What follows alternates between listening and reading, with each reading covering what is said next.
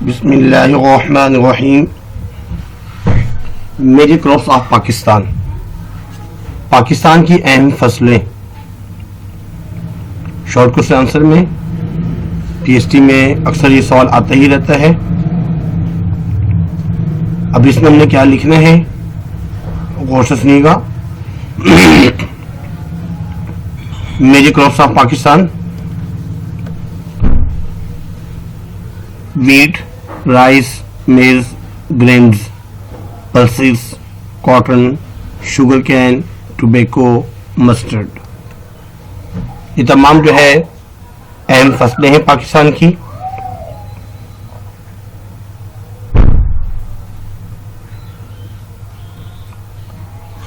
अब पेपर में लिखना क्या है उसको हम पढ़ते हैं। एक और इसमें शॉर्ट क्वेश्चन आया गया है कि name the sea ports of Pakistan. ये बहुत इजी है, एक मरतबा ये क्वेश्चन भी आया था। ये भी हमें इसकी इंफॉर्मेशन होनी चाहिए कि पाकिस्तान की जो है सी पोर्ट्स कौन कौन से हैं, बंदरगाहें कौन कौन सी हैं। एक तो Karachi port, port Qasim, Sonmiani, Ormara, Pasni, Jiwani and Gwadar. ये जो है पाकिस्तान की सी पोर्ट्स हैं। लेकिन आज का हमारा जो क्वेश्चन है वो है मेजर क्रॉप्स ऑफ पाकिस्तान। असल में अगर क्रॉप्स की बात की जाए तो उसको दो हिस्सों में तकसीम किया जाता है। एक फूड क्रॉप्स होती हैं और दूसरी जो है नॉन फूड क्रॉप्स होती हैं। हम जो है फूड क्रॉप्स के बारे में अगर बात करते हैं उसमें क्या क्या चीजें इंक्लूड होती हैं: wheat, rice, maize, coarse grains and other pulses। और कैश क्रॉप्स में cotton, sugar cane, tobacco, mustard और सीसम।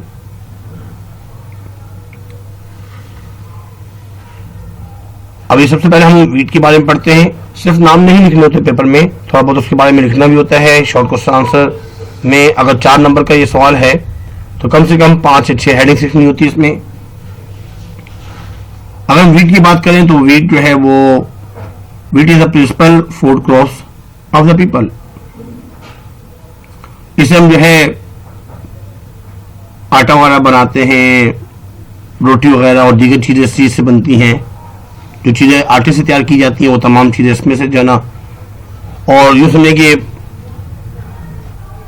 गन्नम की जो पैदावार है उसका 3/4 हिस्सा जो है वो सुबह पंजाब से हासिल किया जाता है।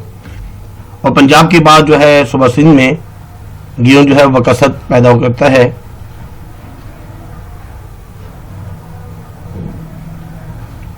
इसके बाद बात करते हैं कि एक राइस की बात की जाती है, चावलों की। Rice is the second largest food crops इन पाकिस्तान। ये दूसरे नंबर पर हमारी अहम जो है ग़िज़ाई जिन्स है। और लास्ट 5 ईयर्स जो है उसमें हमें जो इसमें अर्निंग हुई है एक्सपोर्ट के दौरान 6.1% लगभग जो है इतनी। अब लास्ट 5 ईयर्स नहीं बल्कि क्योंकि हमारी बुक तो बहुत पुरानी है उस हिसाब से 2005, 6, 7 उसकी जो बात की जा रही है। इसके बाद कॉटन की बात की जाती है, कॉटन कपास की बात की जा रही है। हमारी जो कपास है वो बहुत ही अच्छी है, वाइट कलर की है और it is a main foreign exchange earning for the country. इससे हमें काफी जो है अर्निंग जो है होती है।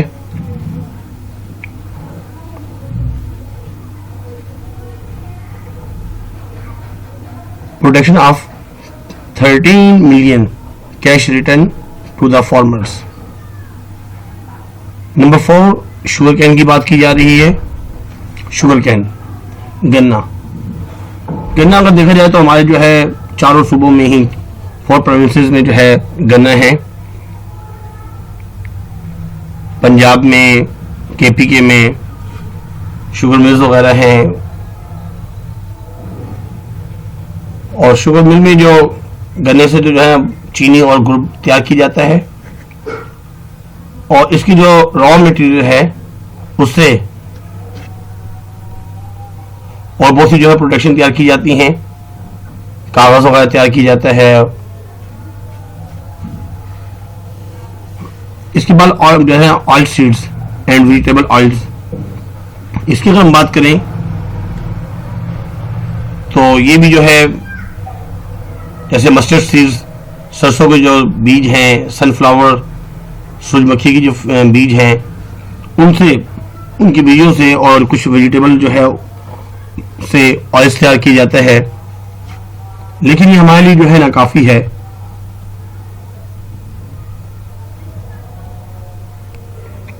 जो है परसेंट इसकी जो प्रोडक्शन है वो हमें पूरा हो रही होती है, लेकिन इसके अलावा 68% जो है हमें इंपोर्ट करवानी होती है, दूसरे मुल्कों से जो है मंगवानी होती है ऑयल, जो है कुकिंग ऑयल। यानी कि 32% हिस्सा जो है जो हमारे मुल्क की पैदावार है, प्रोडक्शन है, वो हमारे लिए काफ़ी है।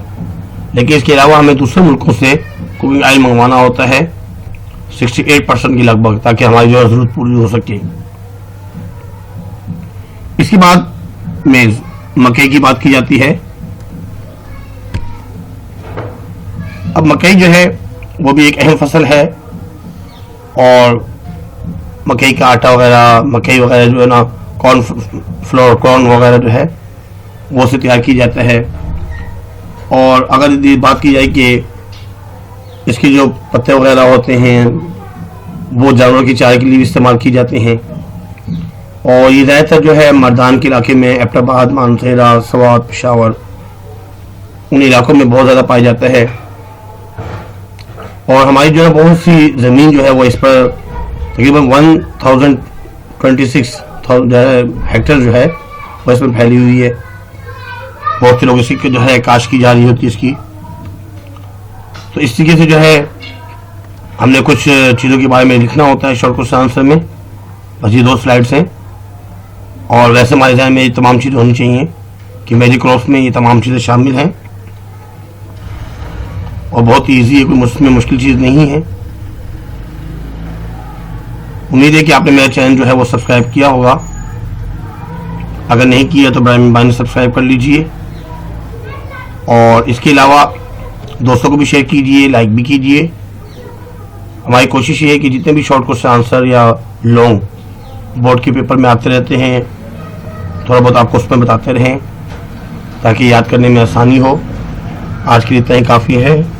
अल्लाह हाफिज़, वमा अलैना इल्लल बलागुल मुबीन। जज़ाकुमुल्लाहु खैर व अहसनुल जज़ा।